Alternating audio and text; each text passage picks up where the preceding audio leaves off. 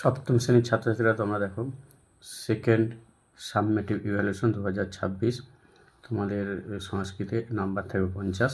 তো আমি এবারে একটি প্রশ্ন করেছি, দেখা যাক প্রশ্নটা কতদূর কি ঠিকঠাক হয়েছে। তো তোমরাই বলবে। সঠিক উত্তরটি নির্বাচন করো। 5 নম্বর আছে সকুত্র গচ্ছতি গচ্ছসি গচ্ছামি।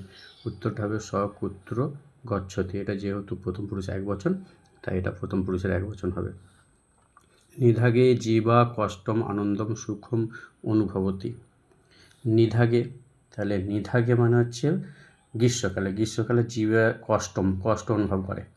আচ্ছা, বিদ্যাসাগর, রবীন্দ্রনাথ, বিবেকানন্দ, মেদিনীপুর মণ্ডলে অজায়ত স্ম বা অজায়ত।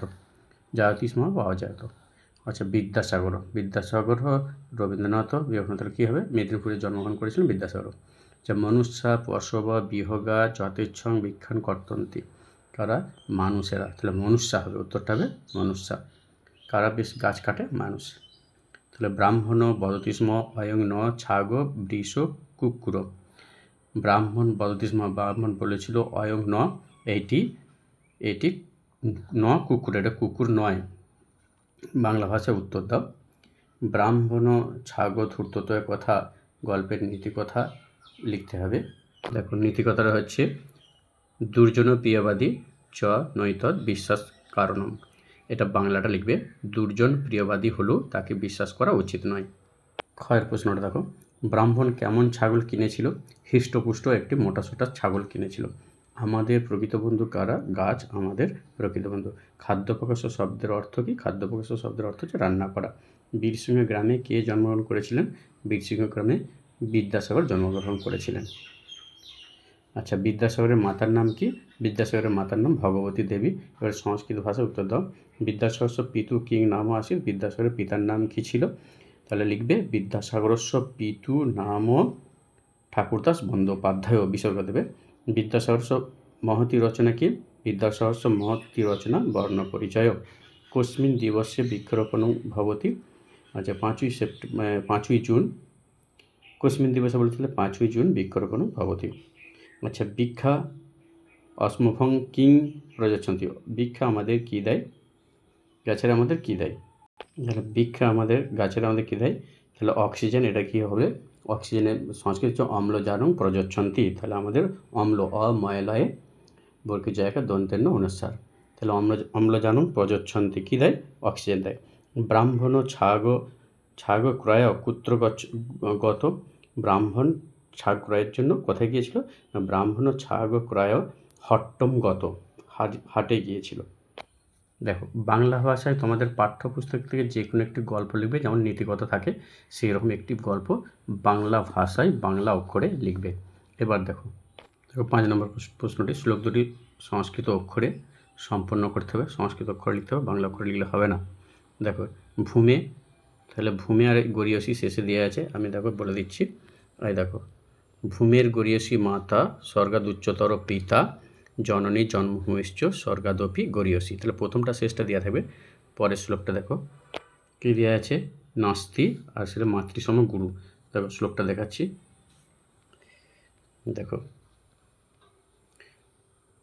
নাস্তি ভার্যাসম মিত্রং, নাস্তি পুত্র সম প্রিয়, নাস্তি ভগ্নী সম মান্না, নাস্তি মাতৃসম গুরু। 6 নম্বর প্রশ্ন দেখো, শব্দগুলি লেখো, দুটো করে লিখতে হবে। দেখো, নর ফল শব্দের তৃতীয়ার বহুবচন কী হবে? নর আর ফল শব্দের তৃতীয়ার বহুবচন হবে দন্তেন্য রয়িকার নরই, একটা হবে দন্তেন্য রয়িকার বিসর্গ, আর একটা হবে ফলয়। তৃতীয়ার বহুবচন বলেছে ফলয়ে ঐকার বিসর্গ, ফলয়। তারপরে দেখো কি বলেছে, যে মুনি শব্দের প্রথম আর দ্বিতীয়ার বহুবচন। তাহলে প্রথমার বহুবচন হবে মুনয়, আর দ্বিতীয়ার বহুবচন মুনিন। তাহলে প্রথমার বহুবচন হবে, মুনি শব্দের প্রথম বহুবচন মুনয়, মারাশ্রয় দন্তেন্য অন্তস্থ বিসর্গ মুনয়। আর বহুবচন হবে মুনিন, মাহাস্য দন্তেন্নয়ে দীর্ঘই দন্তেন্নয়ে হসন্ত, মুনিন। আচ্ছা, এরপরে আছে নদী শব্দের ষষ্ঠী সপ্তমীর একবচন। নদী শব্দের ষষ্ঠীর একবচন হবে নদ্যা, দন্তে ন দয় জফলা আকার বিসর্গ নদ্দা। আর সপ্তমী একবচন হবে নদ্দাম, দন্তে ন দয় জফলা আকার ময়ে হসন্ত, নদ্দাম। এবার দেখো লতা শব্দের পঞ্চমী সপ্তমীর একবচন। লতা শব্দের পঞ্চমী হচ্ছে একবচন হবে, দেখো লতা শব্দের পঞ্চমীর একবচন হবে লতায়া, ল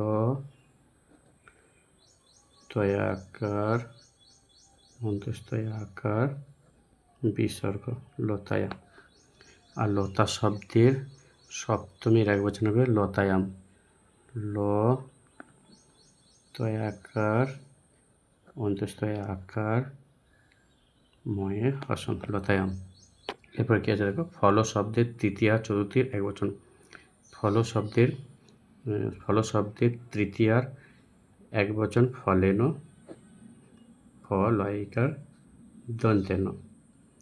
আর কি আছে চতুর্থীর একবচন ফলায়, ফলয়াকার অন্ত্যস্ত ফলায়। আচ্ছা এবার হচ্ছে ধাতুর বৃক্ষ। গম ধাতুর কি আছে, গম ধাতুর লট লিট উত্তম পুরুষের দ্বিবচন। তাহলে উত্তম পুরুষের দ্বিবচন কি হবে, লটের গম ধাতুর বলেছে গম ধাতুর লট লিটার উত্তম পুরুষের দ্বিবচন। তাহলে লটের উত্তম পুরুষের দ্বিবচন কি হবে, উত্তম পুরুষের গচ্ছামি গচ্ছামো। তাহলে উত্তম পুরুষের দ্বিবচন গচ্ছামো, গ চয়ে ছয়ে আকার ম বিসর্গ গচ্ছামো। আর উত্তম পুরুষের লিটের দ্বিবচন কি হবে, গমিষ্যাম, গ ময়রস্বই মধ্যনস্বয় জফলা আকার এই মধ্যনস্বয় আকার ম বিসর্গ গমিষ্যাম হবে, গ ময়রস্বয় মধ্যনস্বয় আকার ম বিসর্গ। এবার দেখো কি আছে স্থা ধাতুর লট লিট প্রথম পুরুষের বহুবচন। প্রথম পুরুষের বহুবচন স্থা ধাতু, স্থা ধাতুর লট প্রথম পুরুষের বহুবচন কী হবে লটের, তাহলে হবে তিষ্ঠন্তি, তয় রস্বই মূর্ধন্যস্বয় ঠ দন্তে নয় তয়ে রস্বই। আচ্ছা থাসন্তি হবে বহুবচনের লিটের হবে থাসন্তি, দোষে থাকার দন্তেশ্বয়ে জফলা দন্তে নয়ে তয়ে রস্বই। এবার কি আছে দা ধাতুর লট লিট এর মধ্যম পুরুষের দ্বিবচন।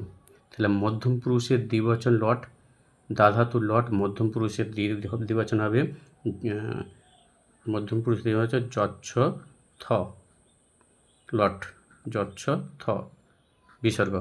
আর লিটের মধ্যম পুরুষের দ্বিবচন হবে, যেহেতু আকারান্ত শব্দ আছে তাহলে সূত্রটা বসিয়ে দিলে হবে দাসশত, দয়াকার দন্তশলা থ বিসর্গ দাসশত। এবার কি আছে পর ধাতু, দেখো পর ধাতুর লট লিট উত্তম পুরুষের একবচন। পর ধাতুর লট উত্তম পুরুষের একবচন কি হবে না পঠামি, ও ঠয়াকার ময়ে রস্বই পঠামি। আর লিট অর্থাৎ ভবিষ্যৎকালে হবে উত্তম পুরুষের একবচন পঠিস্বামী, পর ঠয় রস্বই মধ্যনস্বয় জফলাকার ময়ে রস্বই পঠিস্বামী। এবার তো লিক ধাতুর লট লিট প্রথম পুরুষের বহুবচন। লিক ধাতুর লট লিট প্রথম পুরুষের বহুবচন হবে, প্রথম পুরুষ হবে লিক ধাতুর লট লিখন্তি, লরস্বই খ দন্তে নয় তয়ে রস্বই লিখন্তি। আর লিটের আচ্ছা প্রথম পুরুষ হবে লেখিসন্তি, লয়িকার ক্ষয় রস্বই মধ্যনস্বয়ে জফলা দন্তে নয় তয়ে রস্বই লেখিসন্তি। এবার দেখো বাংলা অক্ষরে সংস্কৃত ভাষায় অনুবাদ, বাংলা অক্ষরে সংস্কৃত ভাষায় অনুবাদ করতে হবে। 6 নম্বর আছে তোমার নাম কি, তাহলে কি হবে কিং তব নাম, জিজ্ঞাসা চিহ্ন দিয়ে দেবে তোমার নাম কি, কিং তব নাম। আচ্ছা তুমি কোন শ্রেণীতে পড়ো, তুমি তং কোসমিন, সপ্তমীর একবচন হবে কোসমিন শব্দ কিম শব্দ, কোসমিন শ্রেণীতে পড়ো, সেন্নাং, নদী শব্দের মতো, সেন্নাং, শ্রেণীতে পড়ো। পঠসি, পঠ বর্তমানকাল, তাহলে পড়ো, তুমি কোন শ্রেণীতে পড়ো। আচ্ছা, তাহলে তং কোসমিন সেন্নাং পঠসি। আচ্ছা, লোকটি যাচ্ছে, তাহলে কী হবে, নর দন্তে নর বিসর্গে এক বচন, যেহেতু লোকটি এক বচন, লোকটি যাচ্ছে, তাহলে লোকটি নর গচ্ছতি, নর গচ্ছতি। আচ্ছা, বালকটি, দেখো বালকটি পড়ছে, তাহলে কী হবে, বালকও যেহেতু প্রথম পুরুষ এক বচন, তাহলে বিসর্গ নর শব্দের প্রথম আর এক বচন, তাহলে বালকটি পড়ছে এক বচন, যেহেতু প্রথম পুরুষ, তাহলে পড়ছে পঠতি, বালকটি পড়ছে, বালক পঠতি। আচ্ছা, বালিকাটি থাকবে, বালিকাটি থাকবে, তাহলে বালিকা লতা শব্দের মতো, তাহলে বালিকাই থাকবে, বালিকা থাকবে, সত্যি, যেহেতু সেই কিসের না লিট, দংশলা প্রথম পুরুষ এক বচন এবং ভবিষ্যৎকাল, তাই থাসতি হবে, থাসতি। আচ্ছা, বালকগুলি লিখছে, তাহলে কী হবে, বালকগুলি লিখছে, ধরো, তাহলে কী হবে, বালকা নর শব্দের মতো, বালক শব্দটা, তাহলে নর শব্দের প্রথম আর বহুবচন, বিসর্গ আছে, নরা আছে, তাহলে বালকা লিখছে, উত্তম প্রথম পুরুষ বহুবচন হবে, লিখ ধাতুর লিখন্তি। আমার ভিডিও যদি ভালো লাগে অবশ্যই লাইক, শেয়ার, সাবস্ক্রাইব করে সঙ্গে থাকবে, পরবর্তী ভিডিও পেতে তোমাদের সুবিধা হবে।